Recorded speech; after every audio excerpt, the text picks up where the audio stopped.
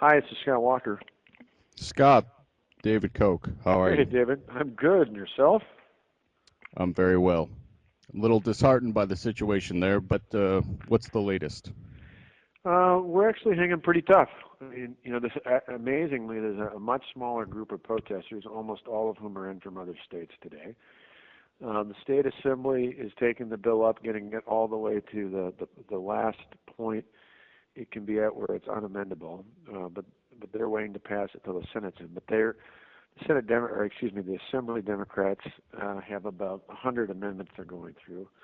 The state Senate still has the 14 members missing, but what they're doing today is bringing up all sorts of other non-fiscal items, many of which are things that members in the Democratic side care about.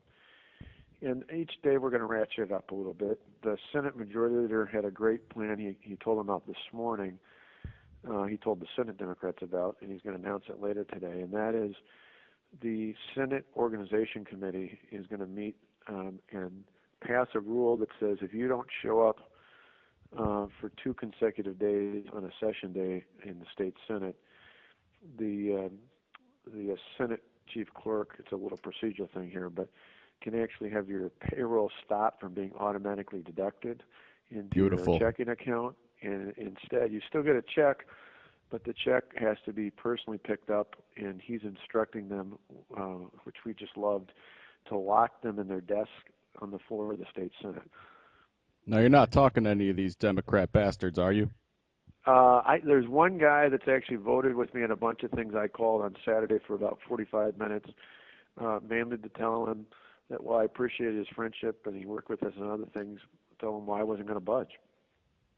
Mainly because I thought Goddamn right. he's about the only reasonable one over there, and I figured if I talked to him, he'd go back to the rest of the gang and say, I've known Walker for 20 years.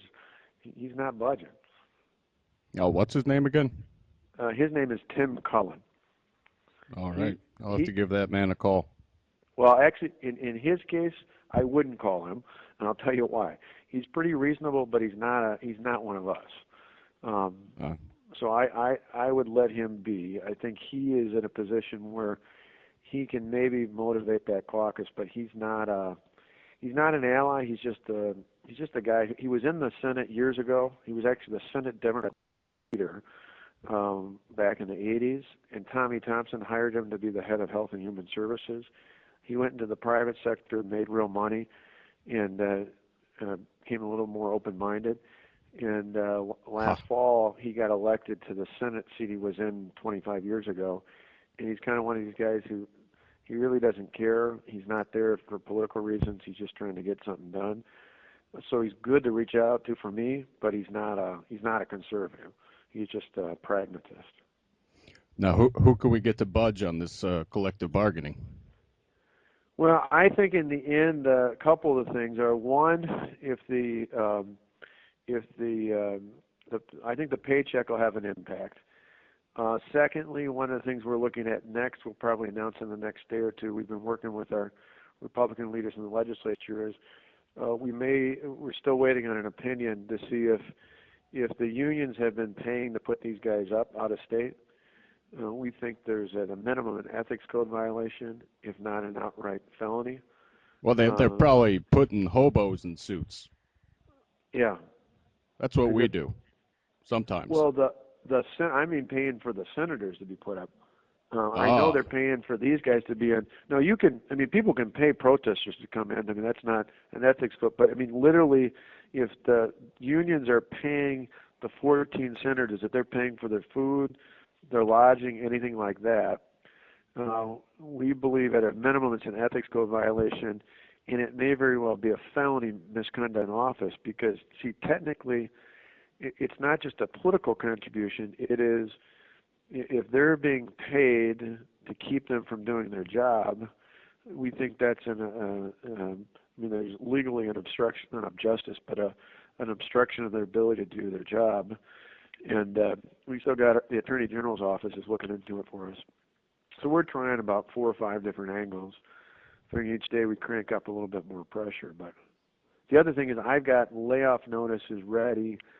We put out the at-risk notices. We'll announce Thursday They'll go out early next week, and we'll probably get 5,000 to 6,000 state workers will get at-risk notices for layoffs. We might ratchet that up a little bit too. Beautiful, beautiful. Got to crush that union. Well, it's one of those where in the end,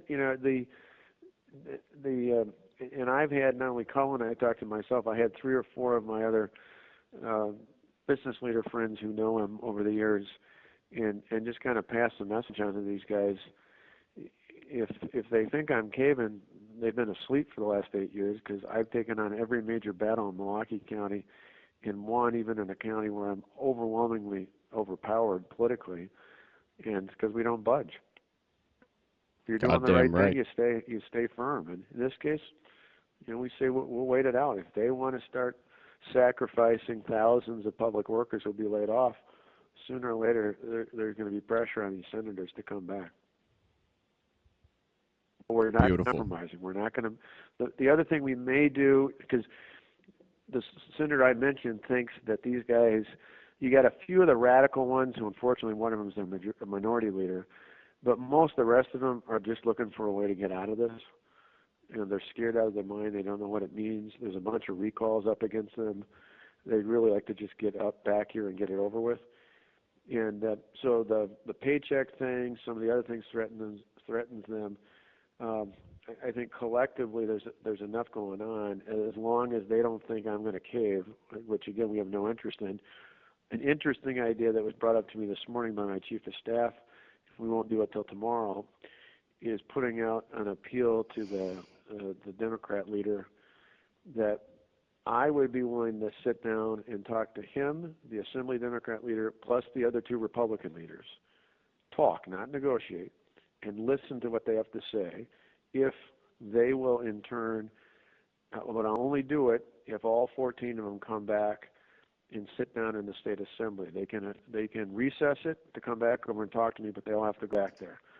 The reason for that is we're verifying it this afternoon, but legally we believe once they've gone into session, they don't physically have to be there.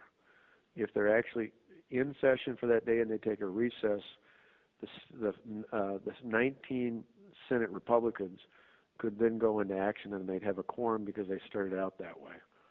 So we're double checking that, but that would be the only, if you heard that I was going to talk to them, that would be the only reason why, is we would only do it if they came back to the Capitol with all 14 of them.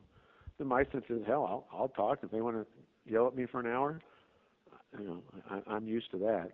I can deal with that, but I'm not negotiating. Bring a baseball bat. That's what I do. I have one in my office. You'll be happy with that.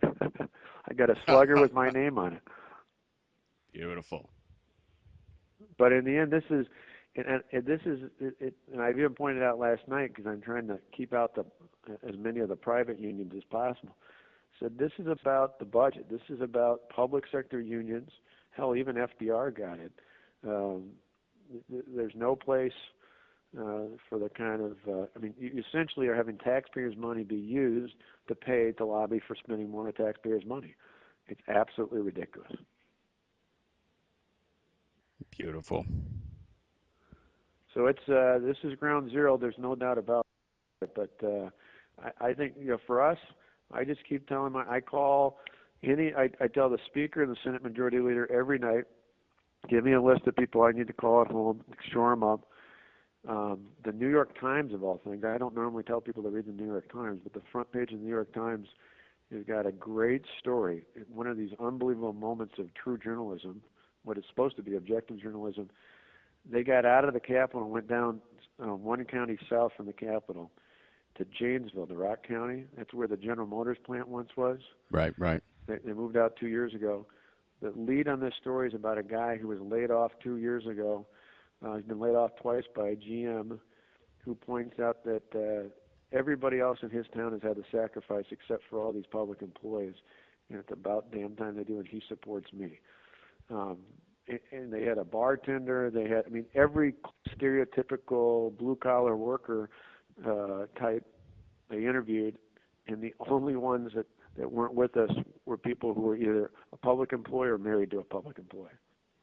It's an unbelievable story. So I went through and called